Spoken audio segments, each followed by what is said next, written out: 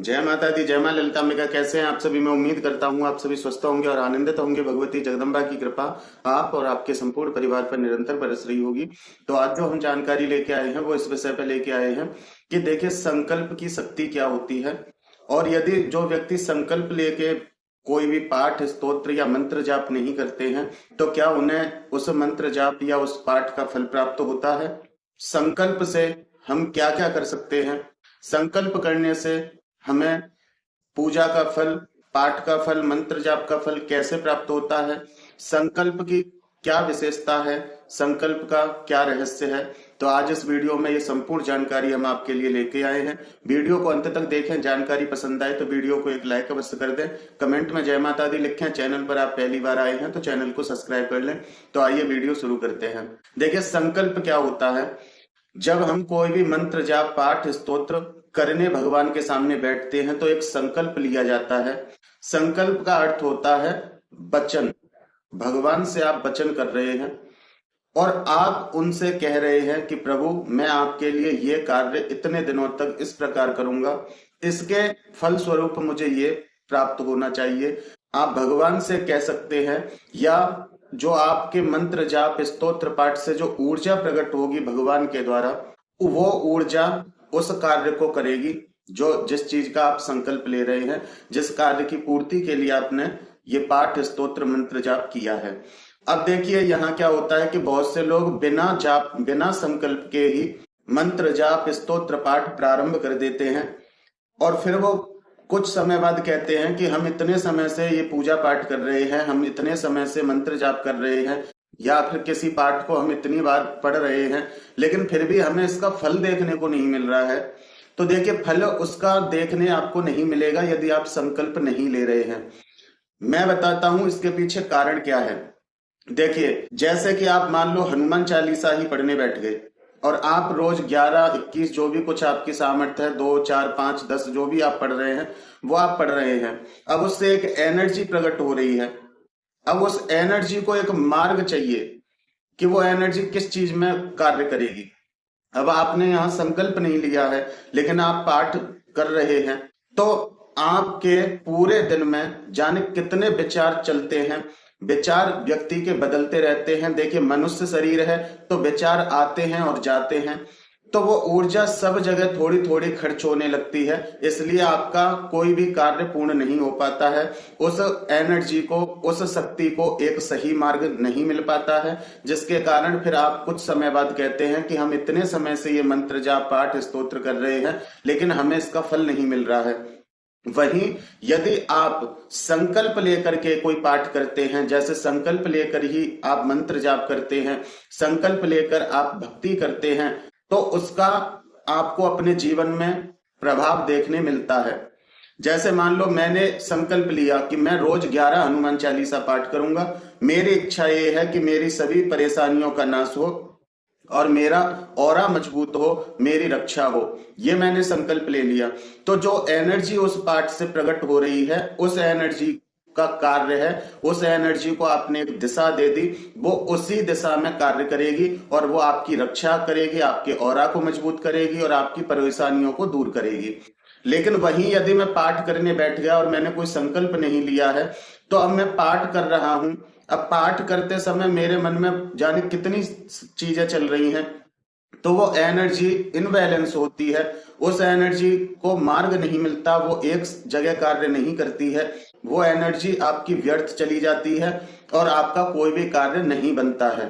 अब आप आसन से उठ के भी कभी किसी के लिए कुछ गलत बोल रहे हो, किसी के लिए कुछ आपके मुंह से गलत निकल गया, तो वो एनर्जी उस कार्य को करने में लग जाती है और सामने वाले का गलत हो जाता है। या किसी को आशीर्वाद दे दिया तो उसका आपका आशीर्वाद फल जाता है। तो फिर आप लोग कहते हो कि उसके कार्य, हमने उसको ये बोला था, उसका कार्य तो हो गया लेकिन हमारा कोई कार्य नहीं बनता। तो उसका भी एक यही रीजन होता है, आपका कोई संकल्प नहीं है। इसलिए जो आप सोचते हैं, जो आप बोलते हैं, आपकी एनर्जी उस कार्य को करने में लग जाती है। तो इसलिए संकल्प बहुत आवश्यक होता है। चाहे आप कोई कार्य करें, संकल्प बहुत जरूरी होता है। जब कोई भी ब्राह्मण देव हमारे घर में आते हैं, कोई भी वो पूजा कराते हैं, हवन कराते हैं, अनुष्ठान करते हैं, तो वो यजमान से सबसे पहले संकल्प करवाते हैं और यदि यजमान उनसे कह देता है कि आप मेरे लिए ये पूजा कर दो, इसका जो भी खर्च होगा वो मैं आपको दूंगा, तो जो ब्राह्मण होते हैं तो उस यजमान के नाम से संकल्प करते हैं, जिससे कि पाठ तो वो ब्राह्मण कर रहे हैं, पूजा वो ब्राह्मण कर रहे हैं, लेकिन उस पूजा का जो फल है वो आपको मिलेगा, क्योंकि संकल्प वहां आपका है। तो संकल्प बहुत आवश्यक होता है। यदि मान लो मैंने किसी के लिए संकल्प किया महामृत्युंजय का, कि कोई व्यक्ति परेशान है और मैंने उसके लिए महामृत्युंजय का जाप प्रारंभ कर दिया, तो उस महामृत्युंजय का फल मुझे मिलेगा, लेकिन पुण्य रूप में, क्योंकि मैं किसी के लिए कर रहा हूं। लेकिन वहीं कोई यदि मुझे पैसे दे रहा है उस चीज के, उसके मुझे धनराशि दी गई है, तो उसका फल मुझे नहीं मिलेगा। जिसके लिए किया जा रहा है, जिसका सामान उस पूजा में लग रहा है, जिसका धन उस पूजा में लग रहा है, उसको उसका फल मिलता है। तो यह संकल्प होता है। इसी प्रकार से श्राप फलीभूत होता है। पहले के ऋषि मुनि हाथ में जल लेके श्राप देते थे, वो एक संकल्प होता था। तो जो उन्होंने अपने जीवन में सिद्धि की है, जो अपने जीवन में साधनाएं की हैं, उस एनर्जी को एक रूप, उस एनर्जी को एक मार्ग मिल जाता था और वो श्राप फलित हो जाता था। तो संकल्प की अपने आप में बहुत शक्ति है। बिना संकल्प के आप कई वर्षों तक कोई कार्य करते रहेंगे, लेकिन फिर भी आपको सफलता नहीं मिलेगी। लेकिन यदि संकल्प के साथ आप 10 दिन भी एक कार्य को कर लेंगे, तो आप उसमें सफल हो जाएंगे। जैसे कि कोई व्यक्ति है, उसने कोई संकल्प अपने मन में नहीं लिया कि मैं ये कार्य करूंगा, अब वो उस कार्य को कब तक पूर्ण करेगा ये पता नहीं, लेकिन जब कोई व्यक्ति संकल्प ले लेगा कि मैं इस कार्य को करूंगा, तो वो उस कार्य को पूर्ण कर लेगा। चाहे उसे 2 दिन में पूर्ण करे, चाहे 4 दिन में पूर्ण करे, चाहे उसे 1 घंटे में पूर्ण करे। यदि उसने ठान लिया कि मुझे ये पूर्ण करना है, ये उसका एक संकल्प हो गया, तो वो उसको करेगा। एक वचन कह सकते हैं इसको, एक वचन देना जो होता है वही संकल्प होता है। इसमें हम भगवान से एक वचन करते हैं कि प्रभु मैं इतने पाठ इसके करूंगा, या इतने मंत्र जाप करूंगा, या ये साधना करूंगा, इसके फल स्वरूप मुझे ये प्राप्त होना चाहिए, इसके फलस्वरूप आप मुझे ये प्रदान कीजिए। तो उस एनर्जी को ये पता चल जाता है कि आप उनसे क्या चाह रहे हैं, तो वो आपके उसी कार्य को करते हैं। फिर चाहे आपके दिमाग में कुछ भी चलता रहे, चाहे आप मुंह से कुछ भी बोलते रहें कि मेरा ये काम हो जाए, मेरा वो काम हो जाए, वो एनर्जी हर जगह व्यर्थ नहीं होगी। वो एनर्जी केवल उसी चीज पर कार्य करेगी जो आपने संकल्प लिया है।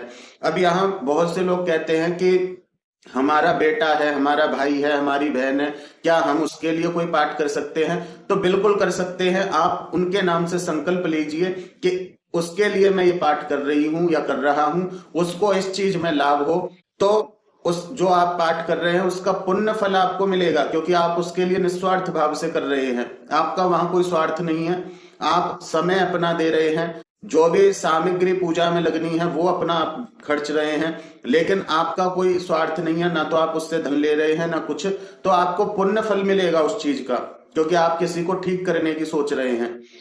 लेकिन जो उससे एनर्जी प्रकट होगी, वो एनर्जी उस व्यक्ति को ठीक करेगी जिसके लिए आपने संकल्प लिया है। तो संकल्प अपने आप में बहुत दिव्य है, संकल्प अपने आप में श्रेष्ठ है। बिना संकल्प की हुई कोई भी भक्ति साधना आपको तार नहीं सकती। संकल्प सबसे जरूरी है, क्योंकि मान लो अब यहाँ कोई कहेगा कि नॉर्मल भक्ति में भी संकल्प लेना होता है, तो देखिए उसमें भी आपका संकल्प ही चलता है। जैसे मान लो कोई माँ काली का भक्त है, अब वो उनकी भक्ति कर रहा है, तो वहां उसका संकल्प चल रहा है। संकल्प उसका कैसे चल रहा है कि मैं माँ की भक्ति कर रहा हूं, मुझे कोई परेशानी नहीं हो सकती, मैं माँ की भक्ति कर रहा हूं, मेरे सभी कष्ट दूर होंगे, मैं माँ की भक्ति कर रहा हूं, मुझे कोई भी समस्या नहीं होगी। तो यह उसका एक संकल्प चलता रहता है, और लगभग उसका यही भक्त का केवल इतना ही संकल्प चलता है। और अत्यधिक जब संकल्प चलता है तो उसका एक ये संकल्प चलता है कि माँ मुझे दर्शन दे, माँ की कृपा मेरे ऊपर हो। तो भक्त का इतना संकल्प होता है, तो इतना तो उसको कृपा परमात्मा की मिल जाती है, अपने इष्ट की कृपा इतनी तो मिलती है। लेकिन जो लोग साधना कर रहे हैं, जो लोग मंत्र जाप कर रहे हैं किसी विशेष मनोकामना के लिए, तो वहां संकल्प बहुत आवश्यक होता है, जिससे कि वो एनर्जी आपके उस कार्य को करे, जिससे कि वो एनर्जी आपके उस कार्य को सिद्ध करे और आपको उसका अपने जीवन में फल देखने को प्राप्त हो। तो ये संकल्प की एक शक्ति होती है। तो आज के वीडियो में मैं आपको यही समझाना चाहता था कि यदि आप कोई भी पूजा पाठ करते हैं, कोई भी मंत्र जाप करते हैं, कोई भी स्तोत्र पाठ करने की यदि आप सोच रहे हैं, तो आप संकल्प लेकर करें। और जो पाठ है, स्तोत्र है, मंत्र है, जिस भी कामना से आप कर रहे हैं, उस कामना का आप संकल्प लें कि मेरी ये कामना है, मैं इतना इसका जप कर रहा हूं या इतना पाठ कर रहा हूं। अब बहुत से लोग क्या करते हैं कि वो उनकी इच्छा कुछ और रहती है लेकिन संकल्प किसी और चीज का ले लेते हैं। वो चाहते हैं कि ये काम भी हो जाए। तो देखिए, ऐसा नहीं होता। एक समय पे संकल्प एक ही चीज पे कार्य करता है। तो इसलिए सबसे ज्यादा जो जरूरी आपके जीवन में हो, उस चीज का आप संकल्प लीजिए। जब वो आपका कार्य पूर्ण हो जाए तो फिर आप दूसरे कार्य के लिए संकल्प ले सकते हैं। तो आज की वीडियो में इतना ही। मैं उम्मीद करता हूं कि मेरे द्वारा दी हुई जानकारी आपको समझ में आई होगी। जानकारी पसंद आई है तो वीडियो को एक लाइक अवश्य कर दें, कमेंट में जय माता दी लिखें। चैनल पर आप पहली बार आए हैं तो चैनल को सब्सक्राइब कर लें। फिर मिलते हैं एक ऐसी ही अगली वीडियो में एक नई जानकारी के साथ। तब तक अपना और अपने परिवार का ध्यान रखें, भगवान की भक्ति करें और निरंतर भक्ति पथ पर आगे बढ़ते रहें। जय माता दी, जय मां ललितांबिका।